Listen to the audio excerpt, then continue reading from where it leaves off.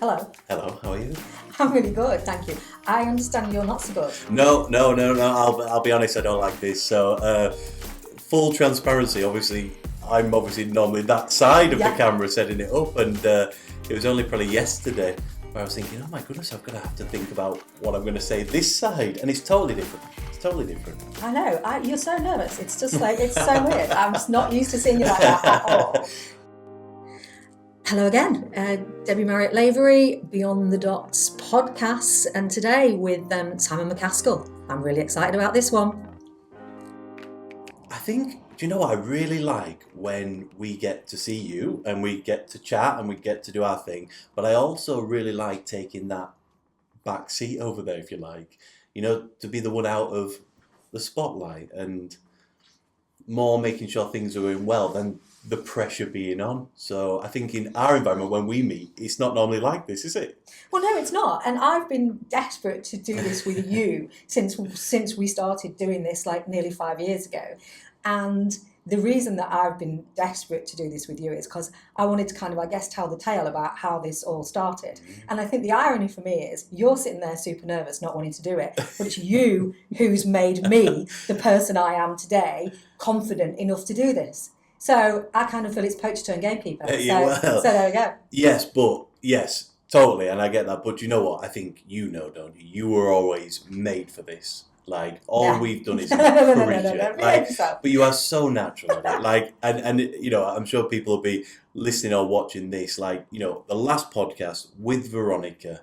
I had the pleasure of sitting and observing that, and it was just an absolute joy to listen to it, to watch it happen, and you're in your element doing that. Yeah, thank you for that. However, that's not always been the case, and that's what I really want to talk about. So for a start off, Simon McCaskill, hello and welcome. So do you want to tell everybody who Simon McCaskill is? Oh my goodness. I'm going to struggle doing that. So I can tell you what I do. So I speak at events on digital, on transformation, on change, and I facilitate for Google. So I train Googlers to do a host of things at Google, from using new products to being better communicators. But I can't really, and this is part of maybe where this conversation might go, I probably can't tell you exactly what I do and why I do it, which is the irony, because that's all the conversation we have all the time, isn't it? About what you do and why you do it. So yeah, no, definitely. And I think for everyone's kind of benefit, just to sort of do a bit of a recap. So you met my amazing executive assistant, Girl Friday, lovely Miss Abby, probably 6 or so years ago? Yeah, maybe 6 scarily or 7. so, yeah. And at an event, and you were talking and as a speaker, and she came back to me and said, I've met this amazing guy, and he's been talking about social media and digital platforms and brand and Google and all of these things, and I think that we should really meet him because I think he could do some really good stuff for us as a business in terms of change and help us in terms of where we're going to be much more modern and kind of, sort of forward thinking. But also, she said to me, but I think he would be really good for you in terms of your brand, because at that stage I didn't have a Facebook account. I didn't my LinkedIn was so hello, my name's Debbie. I used to be a nurse, and I kind of I'm a bit of a leader, and all of this. But it frightened me to death. And I remember the first time when Abby set all that up, and I met you. And first off, I loved your bright shirts, which were amazing. So I was kind of in. But then you said to me, "You are what Google says you are." And I was like, well, that's going to be fun, because Google don't really say quite a lot. And so what you've done is, and with Victoria, your amazing wife, who also is just such a legend, but the pair of you have kind of, I suppose, enabled me to be confident and to see that actually what I need to do is to grow my brand in order to be the leader that I need to be, so that people kind of understand me and will kind of want to follow me in business, and it kind of raises my authenticity, I guess.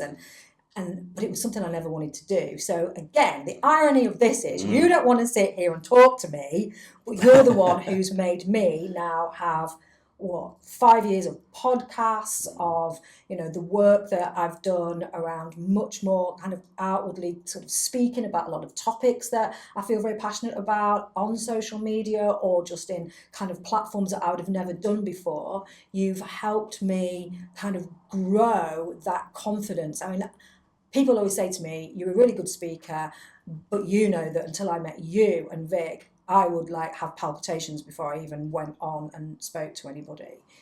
So that's the truth of the matter, right?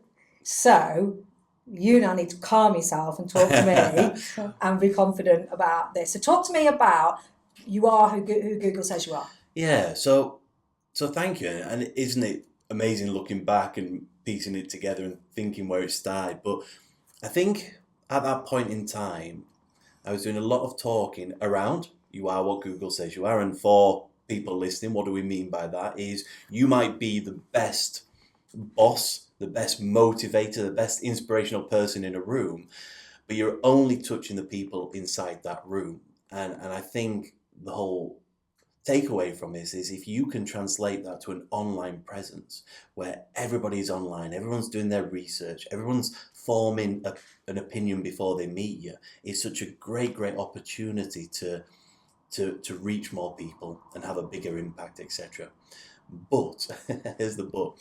We were at that point in time using examples of people that probably were influential people that had great brands online, and then businesses had almost been built around them, possibly the Gary V's of the world, people like that.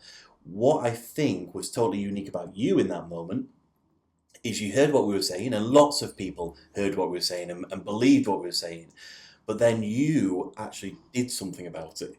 Because there's lots of people that say, oh, that's a great idea, but that seems like a lot of effort and time and pushing yourself out of your comfort It's scary. zone. Yeah, it's really scary. And that goes back to the start of this. Why is this scary? And it's great to talk about that. But you did it. You had that belief that you could impact more people. You were already a great boss. You were already a great leader at that point. All we helped is surface some of those things. And that's very easy to do it. When I say very easy to do it, that's the bit I love. I love looking at someone and saying, what's the potential? What's the best bits? What's the highlights package? Sorry, that's a terrible analogy, isn't it? And how do we show that highlights package? And I really get a kick out of that. I think it's really, really hard if you're trying to do that for yourself. And I think that's where it comes back to the nervousness or the reluctance, is that a word? To get here, because it's like, no, it's so easy to do it for someone else. It's very hard to do it for yourself. Well, that's the same thing of it's taking your own advice, isn't it? We all do that. We can all give great advice to friends, to family, to everyone, but taking it yourself is a different thing. Yeah.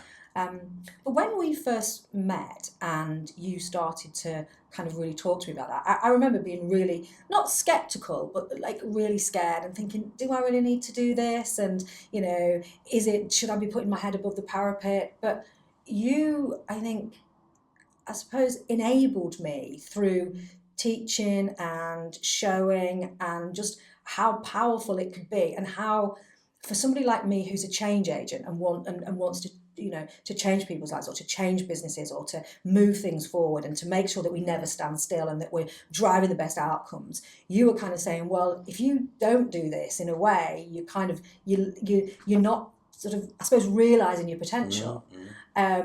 So and that's absolutely right, and I've found that, and as I say, the confidence that I now have from where I was is just leaps and bounds ahead. That still doesn't mean that I don't get nervous when we put anything out, kind of on our socials, or we start doing new things like, the Beyond the Dots kind of episodes and the inner circles that we've been doing recently. I always think, how will it land or how will it not land? So, but you kind of talk to me about that process. So when you're dealing with someone like me and you're looking at how you can increase my brand or how you can get the best sort of option to help me influence, where do you start? Talk me through that. Yeah, so I think it only works if everything's aligned. It only works if you know where you're going and you believe where you're going and you have a vision for what that looks like. And then everything else falls into place. You say, okay, I want to get to that destination. If you can help me get to that destination, fantastic. But all the help is helping you formulate your thoughts and then giving you that encouragement to be brave enough to say it to other people. And what do I mean by that? There's lots of people that report on things. It's very easy to report on something, isn't it? This has just happened. What are your opinions? What you're doing, and I think you've got to do it in the world of leadership, haven't you? You've got to do it, is you are formulating your own opinions. You are then trying to be brave enough or trying to articulate those so they make sense and then actually saying them to other people. Now that's a real different thing. It's not just reporting, it's thought leadership. And then you've got to believe those. You've got to have people around you, your inner circle, as what you refer to it as, those people that are championing you and saying, yeah, it makes sense to me. Why is it not going to make sense to another 10 people, 100 people, or, with the internet, 1 million people? That's the potential of it. So I think it is just sitting with you, figuring out where you want to go, making sure that your decisions and your thought process make sense, and it's just that encouragement. And I always go back to when we were in Leeds and we did the vision exercise. Do you remember? Yeah. Going up and doing that? Yeah. Like, how did that feel for you? Had you done that before as well? No. I'd never done half the things that I'd done until I met you and Victoria, in terms of you have ideas about things that you want to do, and you know, I think that's where social media particularly can be scary, because you need a point of view. And I think that was the thing that you kind of, taught me and told me and sort of said, well, and I think the other thing just on that you'd said as well is what you need to do is not only is it you are who Google says you are, but even if it's like that you're looking back, Google will record things now about you, whether you like it or not, it will. So you need to drive your own narrative. Yeah. So I think that was the bit that I kind of realised very quickly and thought, I can either be pedestrian with this and let it kind of happen, and just because I am a leader, so my name is attached to articles or various things, or or the people will tag you in, or Twitter being now the world, or X being that world where it's a communication. So Facebook, particularly in business, people use it as their vehicles to explain how they feel or to make comment. So people are going to do that anyway, and particularly with me as a CEO now, as an organisation. And I do think, by the way, that the work that we did helped me get that role. So that's great. We can talk about that in a second. But I think because we've had all of that work there that is happening, irrespective of us or not, drive our own narrative, and that's kind of what you've helped me to do, and made me really comfortable with it as well. Yeah, I love that. I've never really thought about it quite like that, but I think it's so powerful. I know people that haven't got jobs because of something that happened when they were 16 years old, and one post that wasn't even from them, that someone else, it's not even bad. Yeah. But in this modern world, you look back, and if that's the only thing you can find about you, it sticks, and whatever that might be. I love what you're saying there. If you're driving your own narrative, and what is Google as a search engine? It's just it's just bringing back the things which are most recent, most relevant, most popular, etc. And if you're behind that, you can see how you can shape the story about you. But you've got to figure out what is that story you want to shape. Yeah. And then it's like, okay, so I will share that, but I won't share that. Yeah. I will share that and I won't share that. And we constantly have those debates as well, don't we? Not least now with the so TikTok or Instagram and LinkedIn and YouTube, and what sits where, who is the right audience, what are those vehicles, and this all sounds, as we're talking, I'm very conscious that it can sound quite self-indulgent, and that that this is kind of me, and I'm always, as when we have these conversations, kind of conscious of that I don't want it to be perceived that way. But because, as I've just said, I know that there will be a narrative that comes out of Google, then it needs to be, I need to try where I can and shape that for the good of me, but also for the good of the organisation that I lead. Well, and I think that is the heart of when we talk about you are what Google says you are. Totally true, on an individual level. But what we're trying to do here is people by people. Yeah. Now, if you think about most of the largest companies in the world, you can straight away think about the people that are in charge of them, Yeah. And you can formulate an opinion of those people, the Elon Musks of the world, etc. Do you like them? Do you not like them? Now, we don't know those people. All we know is the media that's out there. So if you're able to control that narrative around you, and if you are the person that's spearheading an organization, which you are, that's a wonderful place to be. And I think a lot of businesses, I think understandably so, but get so bogged down in the brand, the business, like what should the business do? What should the business say? Whereas, when was the last time I listened to anything that a business said? I'm all about those key individuals inside that business. And I think that's the opportunity that we've been talking about for a long time, but that's the opportunity that you saw. And when we talk about helping or whatever the language is around your online presence, we're not talking about, shopping trips and holidays and things like that. We're talking about you as a professional. Yeah. You as a professional. How do you need to be seen from an audience of people that, are related to your industry, related to your business, and how should you be perceived in their eyes? But we're not changing who you are. No. You are that person that people see, and especially the podcasts are a wonderful way of doing it, because they get to see you in conversation, hear your thought process. It's not scripted. I feel like that's a great way of getting to know you better, but it's just then taking those bits and seeding them out there and allowing more people to know what a inspiring leader you are. Yeah, steady. But that's it. Kind of like, blowing smoke. Well, there is a little bit of blowing smoke, yeah, but also this only works if you've got a purpose and you have got a message to share, and I think everybody has, but a lot of people haven't found their message and they don't know what it is that they're trying to do. That's what you have managed to do, is to pull that message out for me. So I think, just to kind of recap on that, so when we started out, you say we did that whole thing about vision, what was the point of view, what were the messages, what did I really care about, what did I want to be seen as a thought leader, and we've moved, and it's an iterative process, isn't it? We've evolved through that. So initially we wrote a few articles, particularly around things like homelessness that I felt very strongly about, and because of my care background, and we looked at a lot of health issues. We then talked about mental health, and then we kind of went down this journey of, well, actually the way that I kind of cope with mental health is through my art and creativity, which I want to come back to in a second, because we're kind of we're very aligned on that, aren't we, and have been for some time. So I want to kind of explore that a bit more. But we did that, and then it's kind of moved on again. And then, when I was lucky enough to get to be appointed as CEO of Magenta 18 months ago, we've looked again then about, so what do you do now and what do you do next? And the kind of the first sort of podcast around styling it out was very much around me kind of styling out social media as well. Really, it was like, how do I style this out? I know I need to do it. Yeah, I'm figuring it out. I'm saying who I am. I'm being a bit out there, a bit raw, a bit, or trying to be me and my authentic self, a bit daft in the head usually. But this is me. This is what helps. We've now gone on again, and we're sort of taking a new chapter with sort of Beyond the Dots, that I'm trying to show about how things join together and how I've got to where I am, and how the inner circle of people like you and Veronica and Julie and others who I work with kind of help me to be this sort of better person. So I love the fact that we keep having these kind of constant sort of growth and new learnings, and I learn so much every time I sort of sit down with you, really.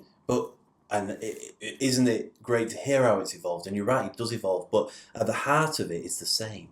It's how can you help people? And that goes right back to the nursing, doesn't it? Yeah. And some people, I know there's the whole thing, your purpose, your why, etc. And if people get it, they get it. Brilliant. There's a lot of people that don't get that. They don't sit in a chair and think, okay, I'm on earth to do this. That's my purpose. And if I died tomorrow and I achieved these things, I'd be happy. I think you are very lucky that yours is helping people, and that you know it. Yeah. That you know it. And then it's just, what disguise does that take? Styling it out was an amazing thing, because it was like, okay, if you're unsure in a moment, this is my take on it anyway. Yeah. If you're unsure in a moment, be brave in that moment. Style it out.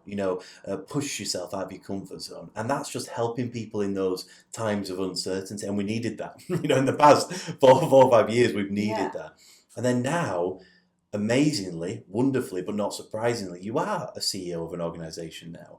And it's like, okay, well, maybe I don't have to have the narrative of, just front it, just, figure it out as you go. Now I can be a bit more conscious in my decisions and my narratives and what I'm sharing. And that's what Beyond the Dots is now. It's this moment that looking back and thinking, okay, these things have happened for a reason. It's led me here. How can I use my new audience now, my new platform, to help others again? It's that same purpose that goes all the way through. Yeah, no, I do feel much more grown up in that sense, which you've helped me to do. Who knows? So anyway, so changing, kind of link it on, but change the subject slightly. So that's a really good segue. So what's your purpose? Oh well, that's brilliant. So this is the conversation that I spoke with my wife, and she said, "Oh, let's not go there." And what? Let me explain this a little bit. I really, well, maybe I might find it in this conversation. I really like how we help you. I really like how we help you. Both Vic and I love it. We come away from our conversations, and Help's too strong. We come away from our conversations and we feel like, we've learned something from them. And if you step away from those conversations with a bit more enthusiasm to keep doing what you're doing, amazing. That's a win for me. All the time. Well, do you know what? It kind of does, doesn't it? Yeah, when we meet, we normally, come up with ideas. We get rid of the bad ideas and we focus on the good ones. And we normally leave the room with a spring in our steps. And that's how I feel about it. Yeah. I love doing that for someone like you. I love being involved in that process. I love being behind the camera there, figuring it out. I really struggle when it comes to me. So when I said, it's great you've got a purpose and you're great, that, and then I added the caveat, but if you're sat at home and listening to this and you don't know, it doesn't matter. I think I've struggled with this a long time. I'm so good at preaching the power of having these things, but I'm not sure I'm fully connected with. Why do you think that is? I don't know. I think there's an element of, I think when you've got a bit of support and guidance to help find it, it's easier to then pull it out. I think the other thing with me is, I like the new, I like the change, I like to chase something new and exciting, which is why the technology and change thing is so good for me, because there's always something new coming. But I do think sometimes I need to think, okay, why? What would make me really happy in this project, in this moment, etc. And I don't think I'm quite on it yet. Do you think about your future career, or are you just in the now? Well, so we're amazing at sitting down and saying, what does the future look like for you? The vision. Yeah. What do you do? And you can visualize it. I can visualize it. I don't think I do that enough for myself. And there is a saying, say yes and figure it out. I think that's something we've talked about before. It was mentioned in a previous conversation. I'm very much a yes man. I want to chase the new thing, the exciting thing, etc. So that's brilliant. It's taken us on some amazing adventures. But if you're saying yes to everything, it's very hard to make sure all those yeses align with the destination. You tend to take side steps, back steps, forward steps, etc. And I think that is good and bad. Something I'm very guilty of is I don't say no to anything. Everything is a yes. Even with my kids, everything is a yes. This is a weakness. But I think that lack of clarity of saying I'm saying no because that's where I'm heading and I want that. If you don't know what that vision is, you're going to say yes to everything. I think I need to refocus about what that looks like. And maybe, like I say, I get such a kick out of what we do with you. Maybe that is it. Maybe it's just helping others, but in a different disguise. Maybe allowing people to be the best version of themselves or something like that. And maybe as a byproduct, that happens to me as well, hopefully. It's interesting that you say that, because the way I see you're such a curious individual as well. And, if we have a conversation, then immediately you're very quick, you get where that's going, or you'll take it on another level, or you'll say, or you'll come back to me with all sorts of research that you've done or thoughts that you've had about how that can go here and there. So I suppose I can understand why you don't do that for yourself, because as we've said earlier, none of us do you? It's putting the oxygen mask on, as we've said many times, but we're all very bad at that. But I suppose this is really interesting. This is why I wanted to really explore this conversation with you, because it's always about me when we talk and not about you. And why I was so nervous about having this conversation as well, nervous, probably. Exactly. And of course, your lovely lady wife is listening. Yeah. She's doing all the I'm tech not looking today. at her. I know, I can see that. So, yeah, I guess I'm surprised by that. I am surprised that you don't, because, AI, for example, is something that we've talked about, and we've talked about that from a creativity perspective, haven't we? And the impact that good and the bad that AI can have on businesses, but also on creativity as well. But you love all of that, don't you? You absolutely love all of that. So do you ever see something and think, oh, that's great, I'm going to take that and I'm going to do X, Y, Z with it, and this is where I can see where I want to go with that? Or you're in the now all the time? No, so what you've just described is me 100%. So AI is obviously, the big buzz thing at the minute. I'm creating courses on AI. I'm running courses on AI right now. I'm using AI every single day. And let me pick my words very carefully here. If I was having a conversation with you and you just told me what I've just said, if I get that, go right around, I'd be saying, oh my goodness, there's an amazing opportunity for you now to be a thought leader on AI. And it's pretty simple what you need to do.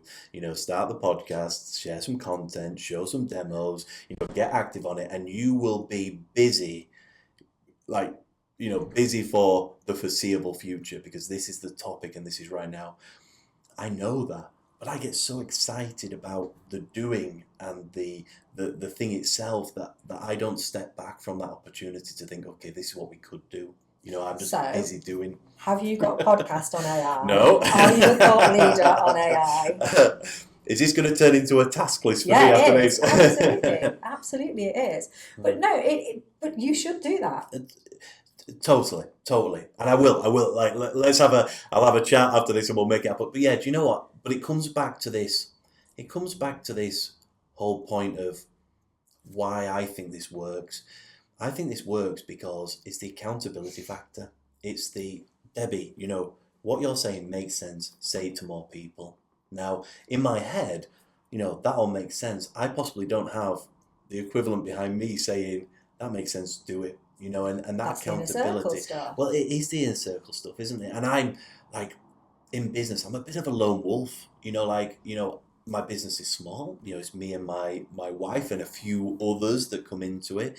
So that means you have to make decisions. You don't have those sounding boards around you. Huge organizations. You deal with Google, for Christ's sake. I know. So it's you're almost doing yourself a disservice, which is the other thing that you do, this imposter syndrome stuff, isn't it? So what you just played back to me is, it's just a small little business in Leeds with me and my wife. For Christ's sake, you've one of Google's big go-tos in terms of change and training and education and courses, and you're talking AI. So But I think this is therapy now, isn't it? It's reverse mentoring is what it is. It is very good, isn't it? Yes, very powerful. Exactly. So let me try and explain it a little bit. Your frustrations might be in a different life. Let's say, for example, is that you have to do everything by committee.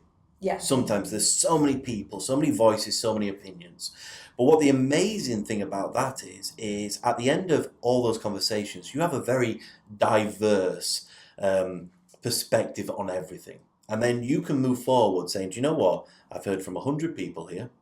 50 don't believe in it, 50 do. But actually, I really believe these 50 have got a point. And I'm going to take into effect these 50 that don't believe in it. I'm going to do the things and listen to their concerns, but we're moving forward now. And that's an amazing skill that you have amazingly well.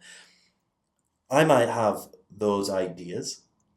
I don't have that counsel then to the inner circle, if you like, to say, okay, I've had this amazing idea. How do we turn this idea into a reality? And what happens without that counsel and without that accountability and inner circle, the next amazing idea comes along, and the next and the next and the next. And I think that's why it's so much easier to help you with your amazing ideas and then try and make them happen as well, in terms of things. But I think it is, going back to your previous podcast, is having those key people that you trust, and you can have those difficult conversations with them. Yeah. And you might clash, but if you clash, it's because they're bringing something to the table that you need to listen to. Yeah. And that's something I always try and do, and is listen first and then formulate the idea afterwards.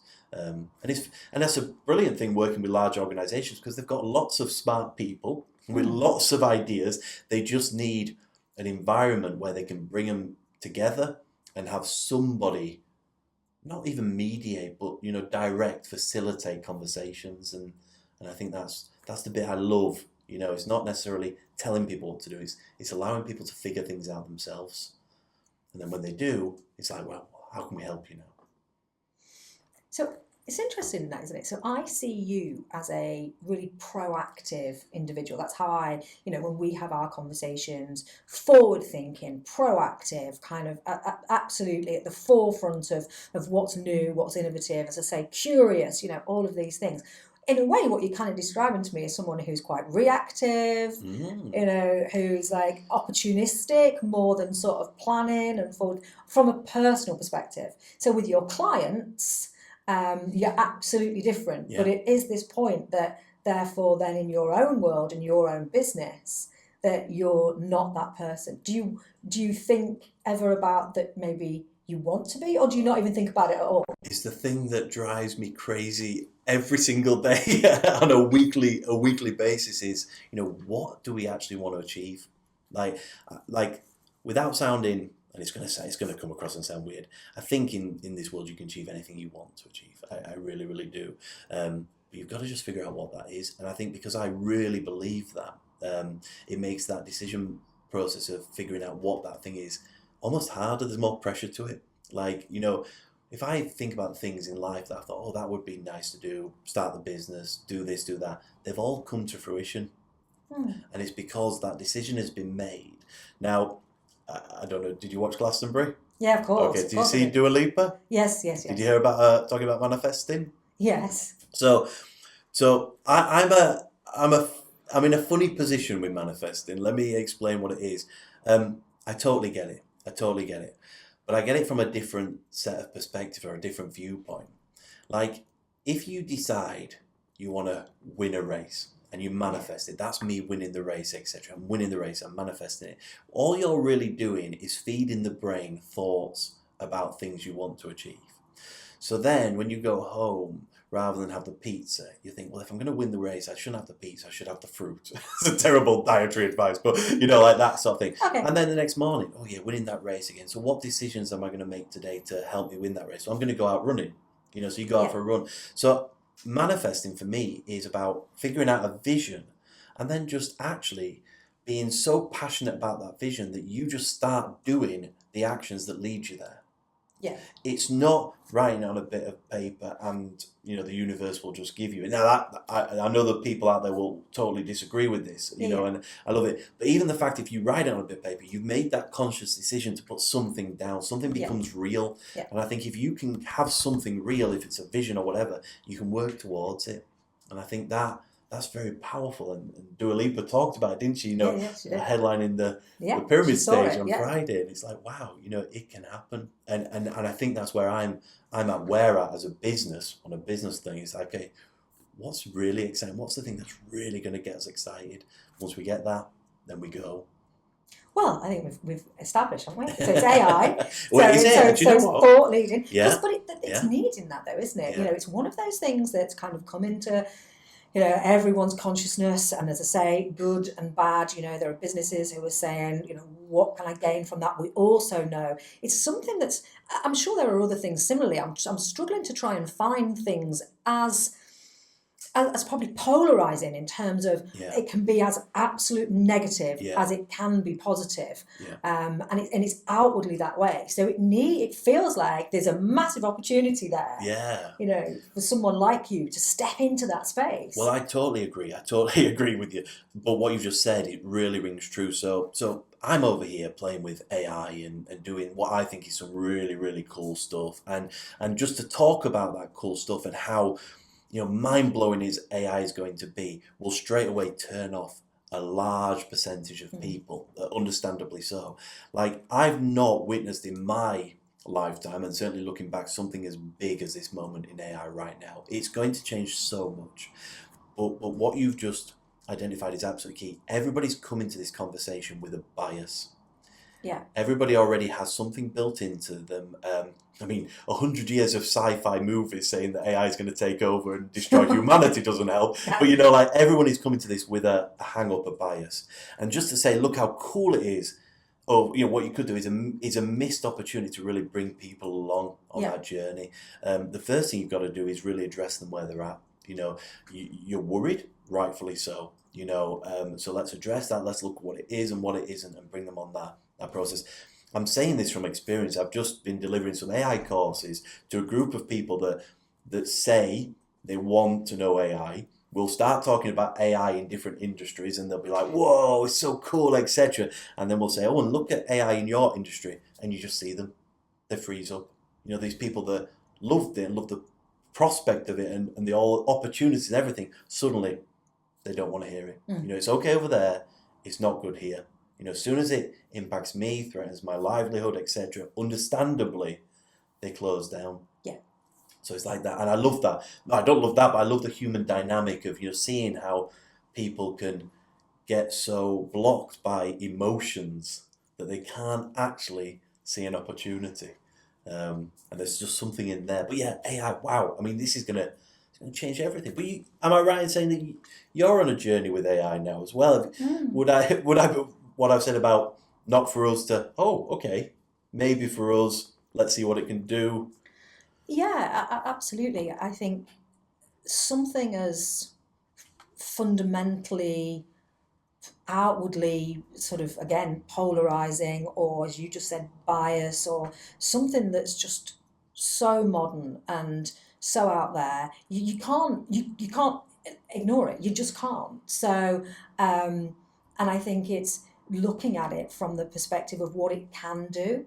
Um, you know, because you don't only work with me on a personal level in terms of, you know, my brand and my thought leadership and influencing, you also work with me and the organisations that I've worked with, and you are helping me on as part of the change programme that we have with my organisation currently. And so things like systems, technology, AI, you know, kind of processing, we, as you know, work with we're customers who and tenants who are looking at us to help kind of modernize, reshape, you know, create communities for them. And if things like AI are going to help that, you've got to be able to embrace it and look at it.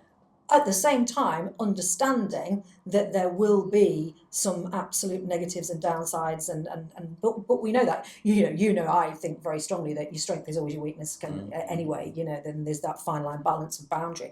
So yeah, I am on that journey with it from a business perspective. I'm pushing my colleagues to say, you know, where are we up to? And it's quite hard because actually, in our business, we're quite behind the curve just from a basic systems and technology perspective. So to be looking so far ahead can sometimes seem a little bit like, are we super punching above our weight? Yeah. But you can't ignore it. No, I totally hear that. But there's also an opportunity there as well. Like, as an organisation, if you know you're going to have to go through some changes, like, there's an opportunity to say, shall we jump forward? Yeah. You know, as well. Should we use this as an opportunity to get in front of the game? And, you know, AI has the potential of being huge. And, you know, I know your business well, obviously. You know, we take, you know, a chat line, for example. You know, you can have AI talking with people, you know, answering their questions, easy questions, or escalating things quite easily. Now, the doubters would say, but it's not as good as a human. You know, it can't show empathy, it can't do all these things. But actually, from the test now, it can. And it's better, and it's more effective, and it's available 24/7, etc. You know, like, so it's like, wow, well, that's the answer. You know, why wouldn't we want that? But then you've got a team of people currently offering those services. So then, in your leadership position, if you like, you're like, well, there's a solution here, but it's going to affect people's lives. You know that. So no decision is easy around this. But it's just believing and getting those people to believe. You know, okay, we can be a part of this, and I think the line that is sticking with me, AI will allow us to be less robotic and more human. In all of our roles, we don't want to do the repetitive. Maybe we do sometimes, you know, like as a bit of a mindfulness thing, but really we just want to be more human. So think about your role, think about what you do, and think about, well, if I had more time how could I do it better? What's the things that only a human can do? And that seems to be a trigger in people. They seem to get that. They seem to think, well, we want to be a human organization. So, okay, let's get all the processes out of the way and think about recruitment. How do we make that human? You know, customer services. How do we make that human? You know, all these things. It's okay. That's exciting then. Yeah. But it's not just technology. But I do want to ask you a question, and we've talked about this briefly. So I think it's relatively easy to talk about AI in work. Yeah. Especially when you're running a business and you want efficiency and etc. What about art then? It's funny. I was going to Oh yeah, okay. kind of follow on with that. No, because you're absolutely right. And I think, again, we sort of touched on it earlier on, that you and I both went to art college at different times, because, yes, I am older than you. So, yeah, you know, I think I was Quill and all that. Whereas, you know, you were probably on, I don't know, the ZX Spectrum or something like that at the time. I don't know, Commodore. I still don't even know what that is. Yeah. Okay. All right.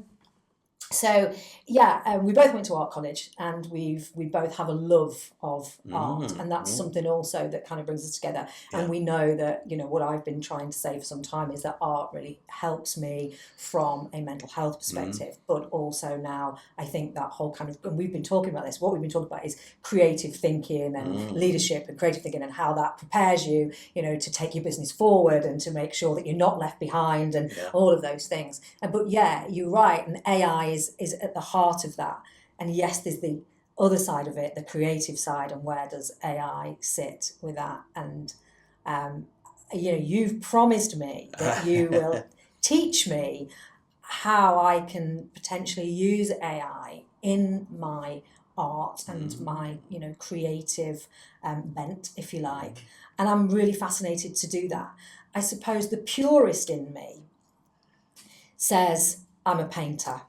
I'm a painter, I'm a sort of a sculptor, that's what I do. But I also see what AI can do and the world of possibilities that it brings to you, that goes way beyond what you can just do with a paintbrush and, you know, clay, or, you know, whatever your medium is. So I am fascinated to see that, and I'm excited. I was just in California recently. I know you were in Florida, weren't you? Kind of like not just a week or so before me. But in California, there was, I went to many galleries, and there was one gallery there that had an exhibition of AI art. And it's the first one I've seen so far. Okay. And I really liked it. It was some very different pieces. So some were really kind of patterns, because, you know, I'm really interested in patterns. Some were around patterns and using kind of algorithms that then became kind of quite creative with sort of really striking sort of patterns. Others were just taking a number of ideas and concepts, like kind of landscapes with portraits, with even things like kind of Google Maps, and kind of putting all things together to kind of create this really quite amazing sort of visual. But it was that took people down a path that you could interpret things the way that you want to interpret. So I was quite excited by it. Yeah. So I think I'm opening my mind to it. Okay.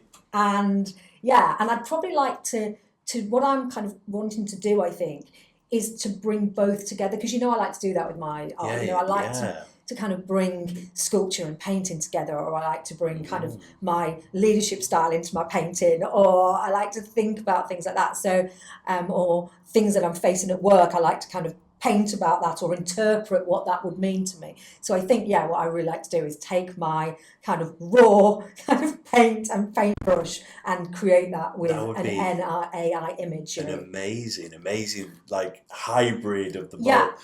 Yeah. Well, first of all, I'm thrilled to hear that that's your experience of it. I think you're in the minority in this world of art and AI right now that's got that mindset. And you pleasantly surprised me as well, because, you know, you're quite, obviously your art is not pure. I'm a purist, the process is a very pure thing.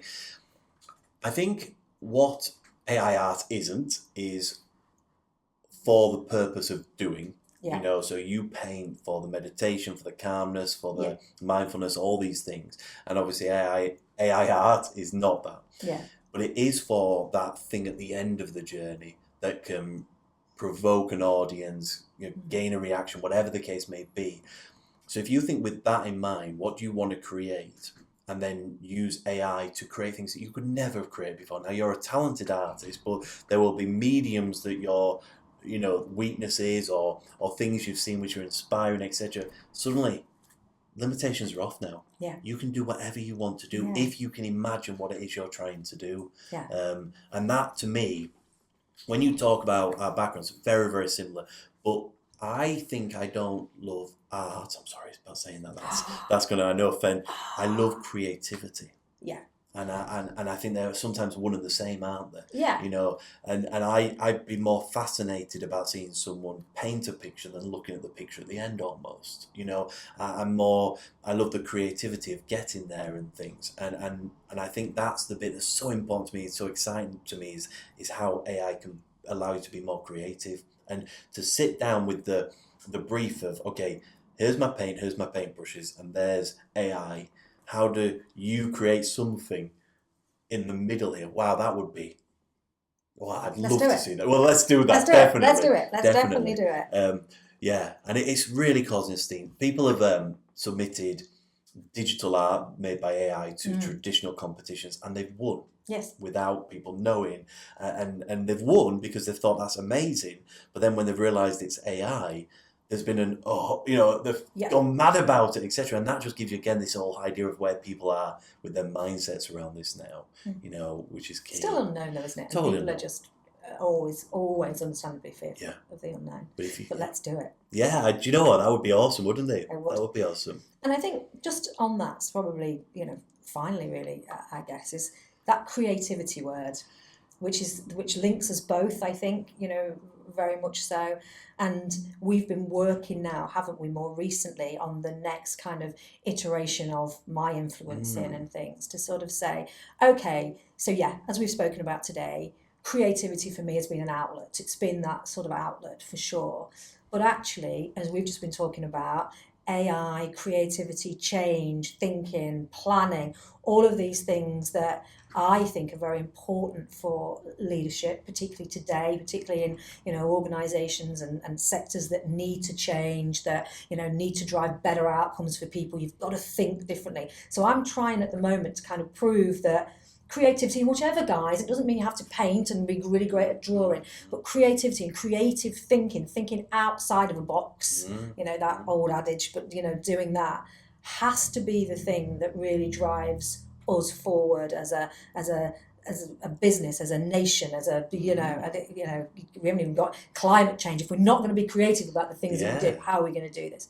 And I think that's what we've been trying to do, isn't it, with the kind of the beyond the dots stuff now, is try and show how those things come together.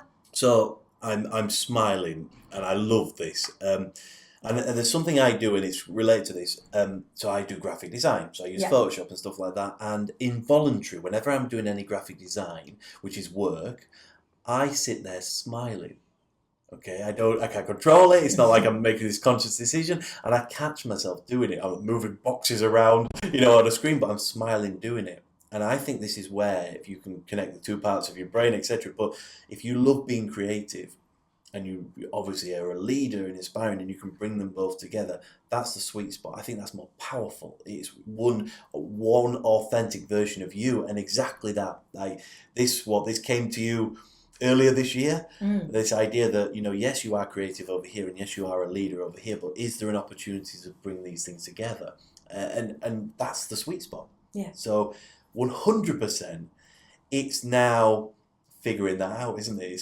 So the AI and art's a really interesting one. Yeah. Like if we put a business lens on this now, speaking on your behalf, I would imagine the AI conversation we've just had between you and I, there's people in your organisations that are pro-AI and probably hate AI now.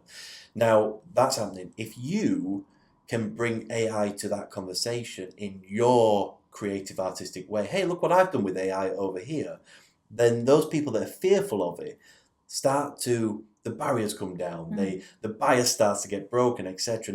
Now they're hearing AI in this creative, fun capacity over here. Next time they hear AI and it might be impacting their work, they might be less fearful of it. So that's why you've done it in that moment. And I think that's this sort of position of flux that we're in now, isn't it? Where we're figuring out how far can the creativity come into the world of business, and how much of the world of business has to go back into the world of creativity. Yeah, because so far we've had them very separate, haven't we? Yeah. Well, the link has been the well-being and Yeah. the outlet, and it makes me a better leader because I step away and I have that time to be creative. Where actually, as you say, are they one and the same? And we're exploring that, and I understand that would potentially put people off who will think, well, I'm not creative, and that's not what we're saying. You're saying there are different ways of being creative, of thinking, of driving things forward, and it's just saying, does that make us better leaders and just kind of, I don't know, more attuned to looking at new ideas, or more attuned to wanting to drive things forward if you really come at your leadership style with a creative kind of flair and understanding. And I think that's what I'm really excited to do going forward. Yeah, and I'm super excited about this. I feel like this is definitely the way forward and definitely the right thing, and I think it allows you to reach more people in different ways. And we've kind of talked about this. There will be people now that hear your messages, read your messages and get it. I think what we're talking about here is disguising these messages in new creative ways with the potential of reaching a wider audience. Yeah. So it's almost about you being the creative one to reach an audience that may or may not be creative. If they can be, amazing, but it's actually about how do you creatively do it. And I think that's the exciting part, isn't it? And some will work well and some won't work well, I'm sure. But again, it's that accountability and that confidence that what you're doing is the right thing to do, and that goes right back to the start, isn't it? Of hopefully, aligning with where you're going and the vision and achieving it. Thank you. Thanks, Simon. So you're absolutely right. It's aligning my vision, but you've now got mine as well, which I am not going to forget. So we're going to do some reverse mentoring.